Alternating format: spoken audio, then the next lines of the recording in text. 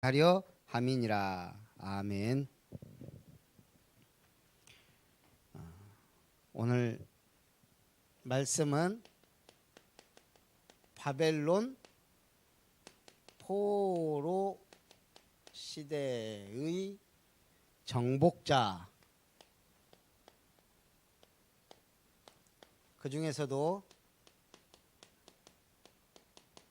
이사야를 통해 하나님은 예언을 주셨습니다.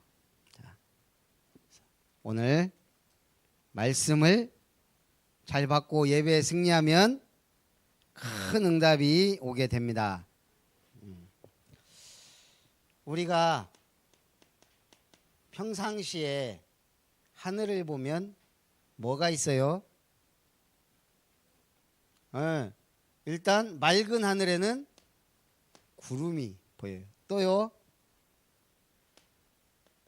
해도 보이고 밤하늘에는 달도 보이고 또 밤에는 별도 보여요.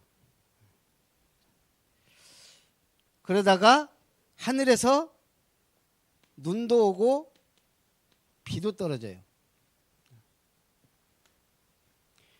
그런데 우리는 이걸 넘어 뭘 봐야 돼요? 하나님의 나라, 천국에 대해 알아야 돼요. 이 천국에서 주시는 그게 있단 말이에요. 그게 뭐예요? 하나님은 우리에게 영적인 존재이기 때문에 영적 힘을 주세요. 왜 예배드려요? 영적 힘 얻으라고. 하나님은 우리 개인에게 주시는 게 있어요. 그게 뭐예요? 재능, 달란트를 주셨어요. 하나님은 우리에게 뭘 주셨어요? 하나님의 말씀 곧 언약, 바로 복음을 주셨어요.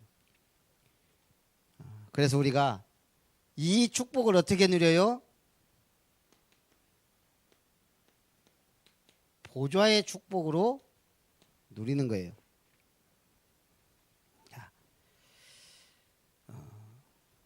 이번에 지금 전쟁이 터져가지고 러시아하고 우크라이나하고 지금 전쟁이 터졌어요. 러시아는 세계 군사력 2위, 우크라이나는 세계 군사력 순위 22위. 다들 러시아가 침공하면 5일이면 끝난다 생각했어요. 근데 싸움도 그렇고 전쟁도 그렇고 붙어봐야 알아요. 북한이 우리 남한을 침공했어요. 3일 만에 서울이 함락됐어요. 며칠이면 끝날 줄 알았어, 일주일이면. 근데 어때요? 끝까지 가보니 휴전이 됐어요. 임진왜란 때 일본 왜군들이 조선을 침략했어요. 파죽지세로 올라갔어요. 결론은 어떻게 됐어요? 이순신 장군 같은, 그 다음에 많은 백성들이 일어나서 막아서 싸워 이겼어요. 전쟁은 누구에게 속한 것이다? 하나님께 속한 것이다. 오늘 우리는 골리앗과 다윗 얘기를 많이 해요. 싸움은 누가 이겨요? 겉보기에는 골리앗이 이길 것 같은데 막상 싸우면 다윗이 이겨요. 이게 비밀이에요. 하나님의 백성에게는 이게 무슨 싸움을 싸울 때? 하나님을 위한 싸움, 언약을 이루기 위한 싸움. 내가 영적 전쟁을 한다면 반드시 승리하게 돼 있다. 이 싸움을 안 싸우고 돈 때문에, 명예 때문에, 성공을 위해 싸우다 보니까 실패하는 거예요. 자, 오늘 이스라엘은 이사야가 바벨론에 포로될 것을 예언했어요. 밤나무 상수리나무가 배임을 당할 것이다. 다 배임을 당하여도 그루터기는 남아있을 것이다. 그 그루터기가 생명이에요. 그 생명이 바로 복음이에요. 우리 신체 중에 가장 신비로운 신체는 뭘까요? 이렇게 딱 보이는 신체 중에 목사님이 볼 때는 아이즈, 눈이에요. 눈. 이 눈동자에는 30만 개의 신경, 한마디로 말하면 회로가 연결되어 있어요. 거기다가 1억만 개의 신경세포가 있다 그래요. 이 눈이 그냥 우리가 이렇게 보니까 아 보이네, 나는 눈이 몇이네 하기 이전에 어마어마한 신경과 세포로 조직된 굉장히 예민하면서도 중요한 곳이 눈동자예요. 그래서 우리가 어때요? 저기서 뭐가 놀러오면 눈으로 보고 잡아, 피하든지, 또 눈에 뭐가 들어가면 어때요? 우리는 100만 분의 1초 사이에 눈을 깜빡거려요. 그만큼 눈이 중요하니까 보호한단 말이에요. 하나님은 우리를 어떻게 보호하신다? 성경에 보니까 눈동자같이 보호하신다. 어마어마한 신경과 회로가 돼 있는 것처럼 우리를 집중해서 하나님의 관심, 누구? 렘넌트. 하나님의 집중, 누구? 렘넌트. 하나님의 모든 계획은 어디에? 렘넌트를 통한 언약 성취에 있다 이 말이에요. 그러면서 이사야는 포로돼도 괜찮다, 렘넌트 운동이 일어날 것이다 그랬어요. 그 그루터기는 남아있는 것 같이 이 땅에 거룩한 씨가 그루터기니라. 그루터기는 남아있어요. 그래서 렘넌트가 일어날 것이다. 하나님의 말씀은 반드시 이루어진다. 내가 너를 불렀으니 너는 내 것이다. 내가 이제 새 일을 행하겠다. 하나님이 새 일을 행하겠대요.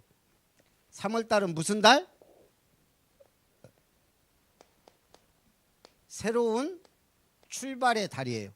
뭘 출발해요? 새로운 학기, 새로운 응답. 이제 농사를 시작해야 되는 달이에요.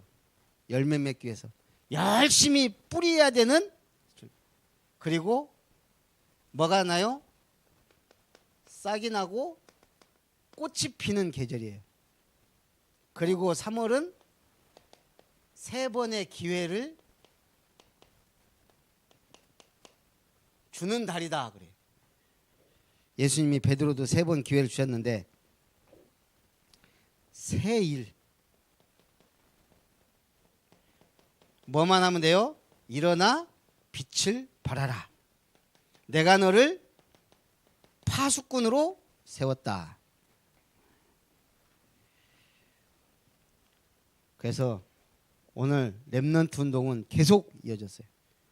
모세의 어머니가 기도하면서 모세를 키웠는데 세계적인 지도자가 됐어요.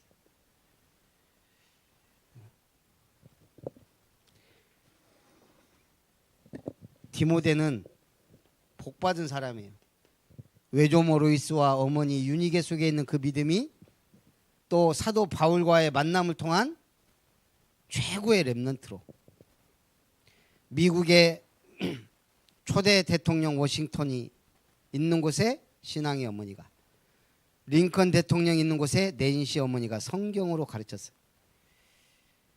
영국 처칠 수상에게 신앙의 어머니가 있었고, 메가더 장군에게 신앙의 부모가 있었고, 에디슨에게 신앙의 부모가 있었고, 비행기를 발명한 라이트 형제에게도 신앙의 부모가 있었고, 자동차를 발명한 포드에게도 믿음의 부모와 아내가 있었고, 오늘날 가정과 사회를 가만히 보면 큰 일을 이루거나 큰 본을 보이거나 세계를 움직인 사람들에게는 신앙인이 있었던 건 당연하고 신앙의 부모가 있었단 말이에요. 그래서 렘넌트 운동이 중요해요. 자, 오늘 하나님은 우리를 렘넌트로 부르셨다. 남는 자, 남을 자, 남길 자.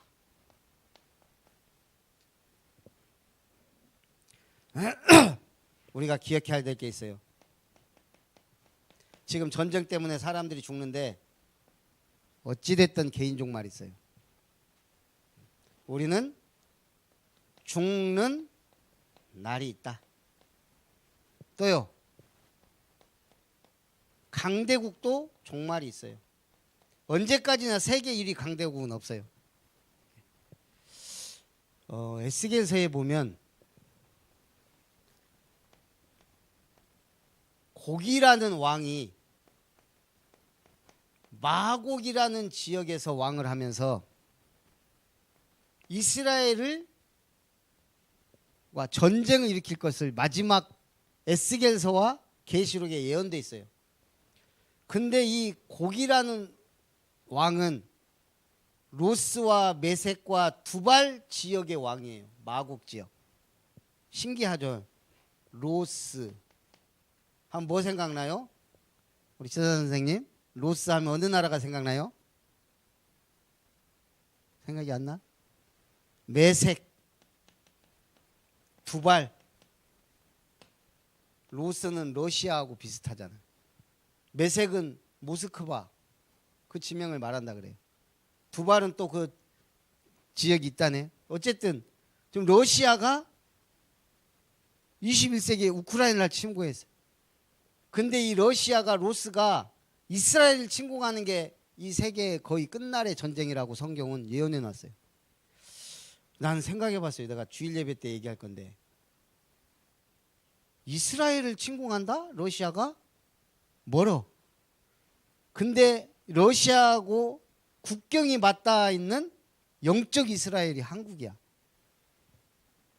지금 러시아가 지금 한국 칠 일은 없겠지만 막 우리가 우크라이나 막 지원하고 막 지지하고 그러면 러시아가 열받아 갖고 한국을 친다? 이게 이제 마지막 전쟁이라고 생각할 수도 있겠다. 이런 생각이 들어요. 그러나 강대국도 종말이 있고 한 시대가 가면 또 새로운 시대가 오듯이 시대적 종말이 있어요. 1차 산업 종말이 있고 2차, 3차 바뀌어. 중요한 건 우주적 종말이 있다는 것. 우리의 꿈은 재림주로 오시는 거예요.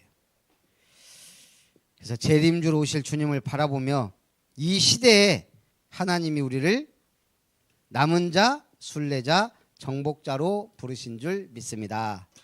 살아계신 하나님 감사합니다. 바벨론 포로 시대에도 하나님은 이사야를 통하여 예언하시고, 그리고 수많은 정복자들 다니엘, 사드락, 메삭, 아벳느고, 모르드게와 에스더와 같은 믿음의 일꾼들이 일어났던 것처럼 오늘 이 시대에도 저주와 재앙과 전쟁이 난무하는 시대에도 복음 가진 렘넌트 정복자들 일어나게 하옵소서. 주 예수님의 이름으로 기도하옵나이다.